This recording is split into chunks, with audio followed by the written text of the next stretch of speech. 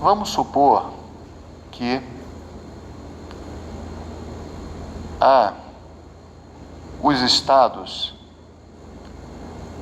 os estados deem uma isenção de ICMS. Tá? Tem um estado ou a União dá uma isenção de imposto de renda ou de IPI. O ente federativo ele concede uma isenção de um imposto que é compartilhado com outros entes. Quando ele concede essa isenção, certamente ele está prejudicando os entes que receberiam a arrecadação daquele imposto, concordam? Certo? Então, houve toda uma discussão se esses entes que não vão receber a transferência daquele imposto que foi objeto de isenção, eles teriam algum tipo de direito à indenização dos entes que estão concedendo a isenção. Tá? Então, por exemplo, é que existem vários casos, tá? O Supremo bateu um pouco a cabeça em relação a isso. Teve um caso, o primeirão de todos, foi um caso envolvendo Santa Catarina. Santa Catarina concedeu não uma isenção de ICMS. Santa Catarina concedeu o que a gente chama de moratória. Ela adiou a possibilidade dos comerciantes pagarem o ICMS que seria devido. Adiou.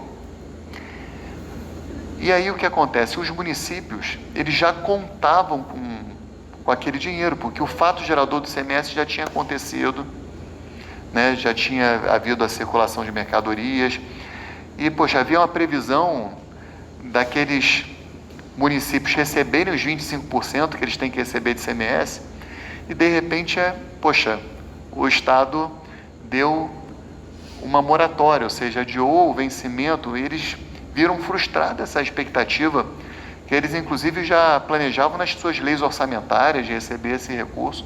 O fato gerador tinha acontecido, né? E aí o Supremo entendeu que nesse caso, o Estado de Santa Catarina tinha que indenizar os municípios pelo não recebimento dessa transferência de algo cujo fato gerador já tinha até acontecido.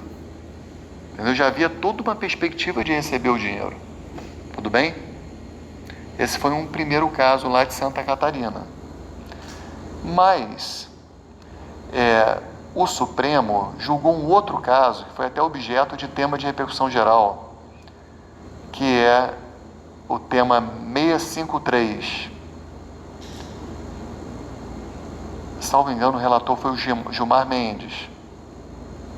Mas teve um julgado do Edson Fachin também em relação a isso. E que era uma situação de benefícios fiscais de imposto de renda e de IPI, mas era uma situação diferente. Os fatos geradores ainda não tinham acontecido, certo? E aí houve o julgamento em que quando o fato gerador não acontece, né? Isso aí. Valor devido pela União ao Fundo de Participação dos Municípios, relativamente a impostos sobre a renda e proventos de qualquer natureza, e sobre produtos industrializados, em face de benefícios e incentivos fiscais concedidos em relação a esses mesmos impostos.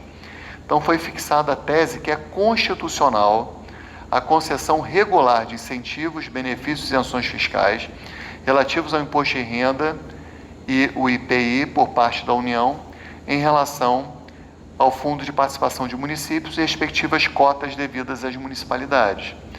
Quando a União concede uma isenção de imposto de renda e de IPI, é claro que isso vai impactar numa redução de repasses para os fundos de participação dos municípios, certo? Mas o Supremo entendeu nesse caso que era possível, porque os fatos geradores ainda não tinham ocorrido, entendeu? Então, no exercício da sua competência tributária, a União pode conceder isenções, certo? E aí o julgado, ele é nesse sentido, né? Ele vai e estabelece essa tese, tudo bem? O julgado do Santa Catarina, se vocês quiserem anotar, foi o RE 572762.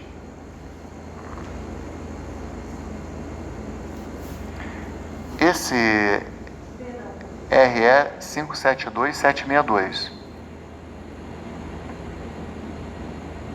E ele gerou um tema também, o tema 42 de repercussão geral.